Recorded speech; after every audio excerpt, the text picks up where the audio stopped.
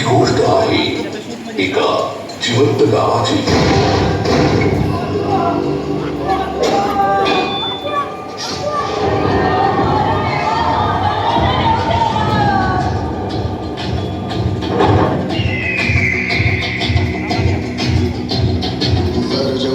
धड़ से कटेगा कहाँ पे जीतेगा कहाँ पे बचेगा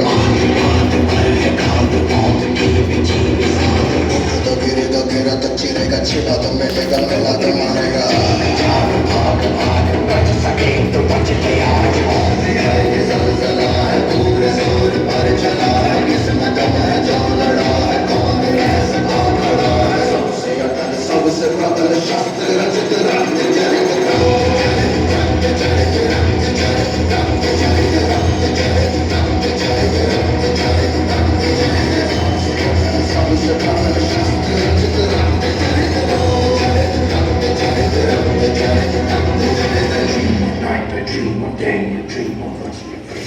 तो काळ जेव्हा गुन्हेगारीने समाजाला ग्रासले होते, सूद, दरोडे आणि भ्रष्टाचारामुळे प्रत्येक गल्ली भीतीने थरथरत होती.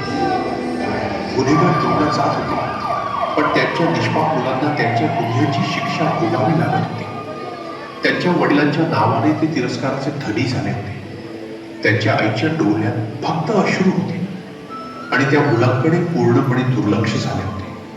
ओळख नाही, आधार नाही, भविष्याची आशा नाही.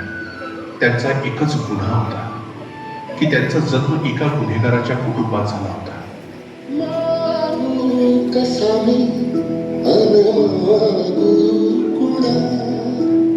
माझी व्यथाही समजावू कुणा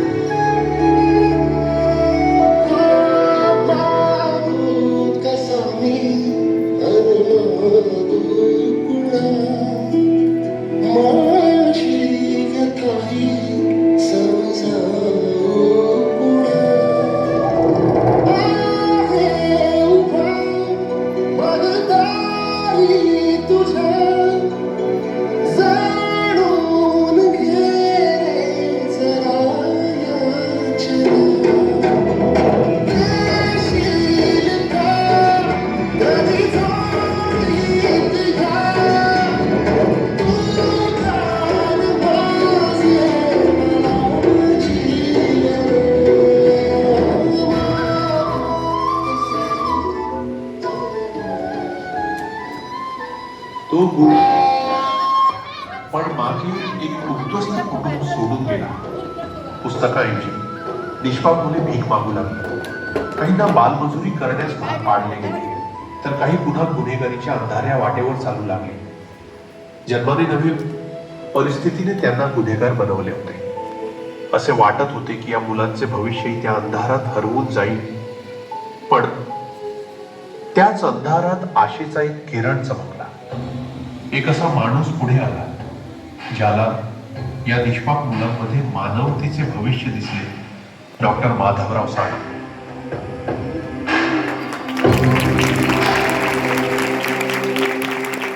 मानती मुश्किल है सफर पर सुनो मुसाफिर हो, कहीं अगर तू रुका तो मंजिल आएगी ना फिर. कदम कदम मिलाए जा, गगन गगन झुकाए जा, रख हौसला कर फैसला, तुझे वक्त बदलना है.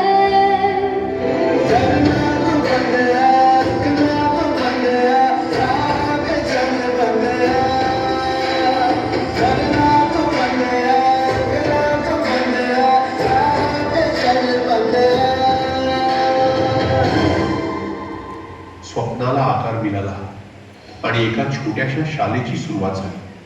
साधी इमारत, अपुऱ्या सोयी. पावसाळा आला की छत गळायचं, पावसाचं पाणी वर्गात यायचं. पण अडचणीपेक्षा मोठं होतं शिक्षणाचं स्वप्न.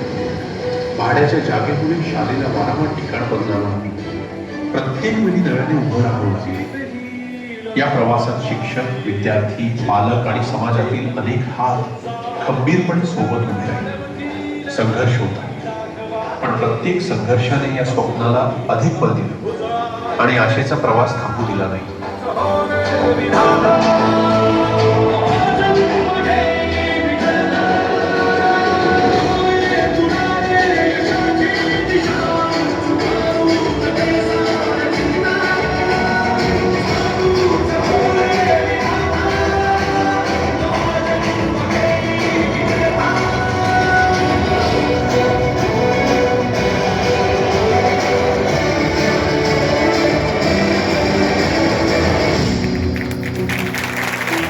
वर्षानुवर्षांच्या संघर्षानंतर त्या छोट्याशा स्वप्नाने आज भव्य वास्तवाचं रूप घेतलं. आज या शाळेची स्वतःची वास्तू उभी आहे आणि या शाळेतील पारधी समाजातील एका विद्यार्थ्याने शिष्यवृत्ती परीक्षेत प्रथम क्रमांक मिळवत इतिहास घडवला.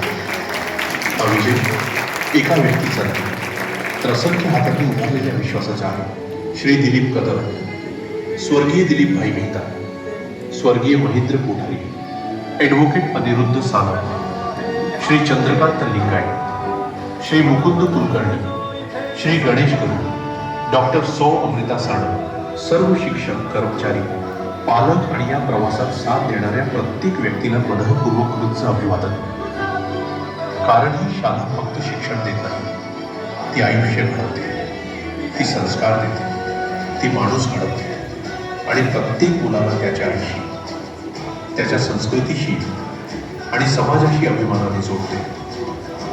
कारण प्रत्येक मूल गुन्हेगार म्हणून जन्माला येत नाही, त्याला घडवते ती परिस्थिती. आणि परिस्थिती बदलण्याची ताकद जर कोणाकडे असेल तर ती शिक्षणात आहे. कारण शिक्षण हे फक्त भविष्य बदलत नाही, ते संपूर्ण पिढीचं नशीब बदलतं.